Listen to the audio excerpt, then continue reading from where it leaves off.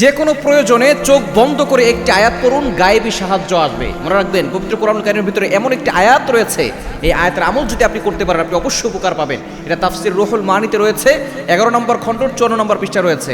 মুহাম্মদ ইবনে কাব রহমাতুল্লাহি আলাইহি তিনি বলছেন, একবার এক সৈন্যদল প্রতিমধ্যে এক রাস্তা দিয়ে যাচ্ছিল, তখন হঠাৎ করে এক সৈন্যের সে ঘোড়া থেকে পড়ে তার পাটা ভেঙে গিয়েছিল।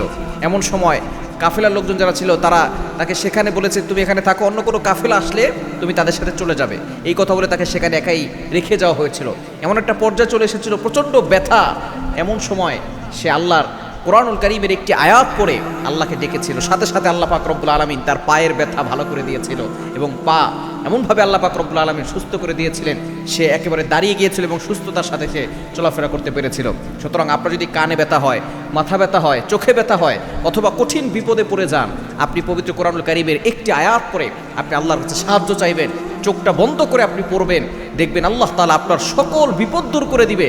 গায়েবীভাবে আল্লাহ পাক রব্বুল আলামিন আপনাকে সাহায্য করবেন। এটা পবিত্র কোরআনুল কারীমের 11 নম্বর পারা 6 নম্বর পৃষ্ঠার 14-15 নম্বর লাইন, সূরা তাওবার 129 নম্বর আয়াত। হাসবিয়াল্লাহু লা ইলাহা ইল্লাহু আলাইহি তাওয়াক্কালতু ওয়া হুয়া রব্বুল আরশিল আযীম। এই ছোট্ট বাক্যটাকে তো আমরা অনেকেই জানি, এটা পবিত্র কোরআনুল কারীমের অন্যতম একটা আয়াত, সূরা তাওবার 129 নম্বর আয়াত। হাসবিয়াল্লাহ, আপনি বলছেন যে আমার আল্লাহ আমার জন্য যথেষ্ট। সুতরাং আপনি যদি কঠিন বিপদে পড়ে যান, চোখটা বন্ধ করে আপনি আয়াতটা পড়বেন, হাসবিয়াল্লাহু লা ইলাহা ইল্লাহু আলাইহি তাওয়াক্কালতু ওয়া হুয়া রব্বুল আরশিল আযীম। দেখবেন আল্লাহ তাআলা গায়েবীভাবে আপনার জন্য সাহায্য পাঠিয়ে দিবেন।